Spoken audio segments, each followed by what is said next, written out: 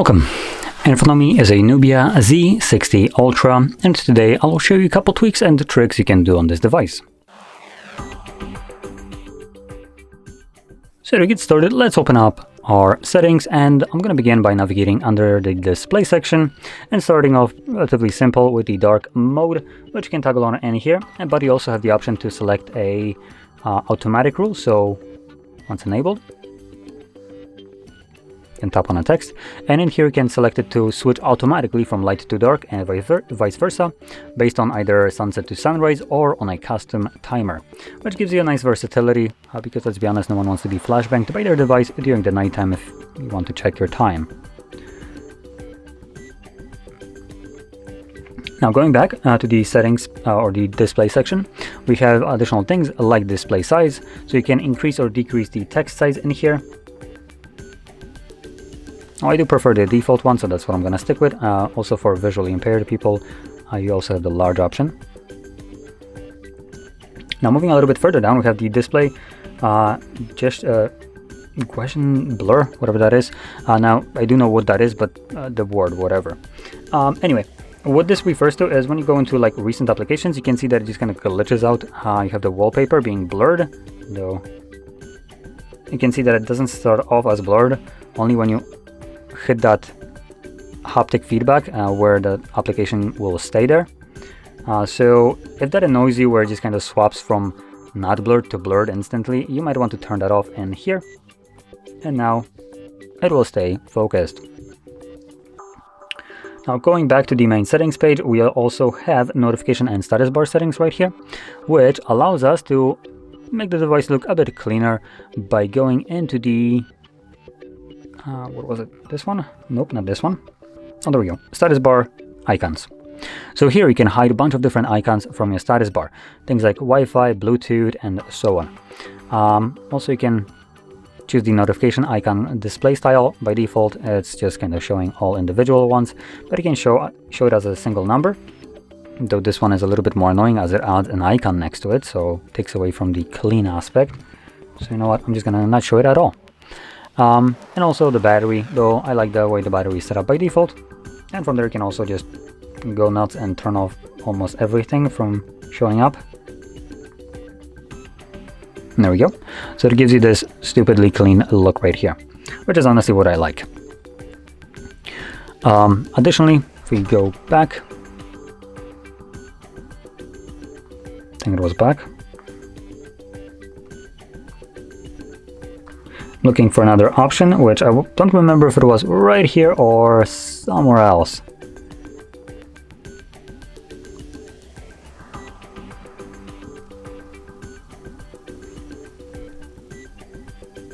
Heck, I can't remember where it was. Let me just search for it. So it's in display. Okay, so it was under advanced option in display, I think. But you can type in a rotate. Now, so this allows you to add this button that shows up in the corner of your screen whenever your display is rotated, or when you rotate the phone but the display is, for instance, not locked or locked. So right now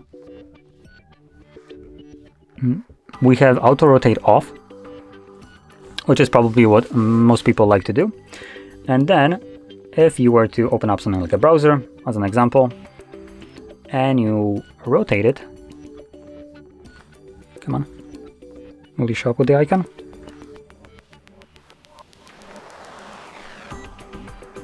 Oh, for goodness sake, let's go. Do I need to have this enabled? No. Oh, there we go. So it looks like it just doesn't work with the browser. Go figure that the only application that I picked is the one that doesn't support it for some reason. So you can see right now it's locked. So we still have the auto rotate off.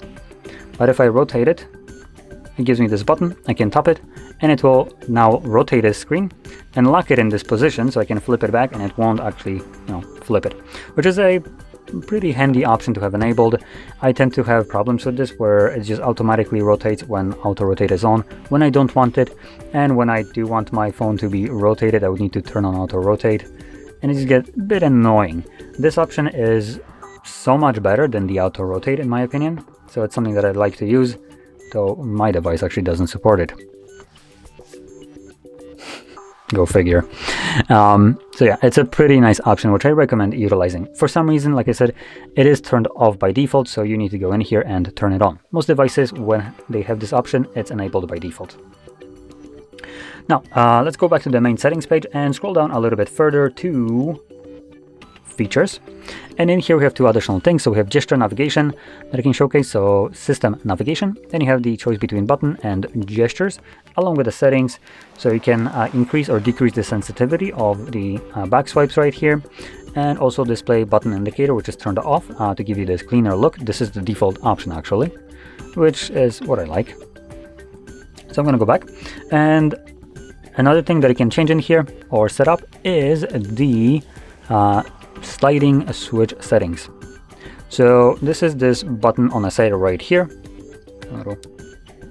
which turns on the camera. So there we go, you can see. Now I personally don't like this with the camera being set up as default. So you can choose from either from different options right here. So you have things like game space, flashlight, voice recording, and the basically silent mode, which is probably what most people will pick, the silent mode.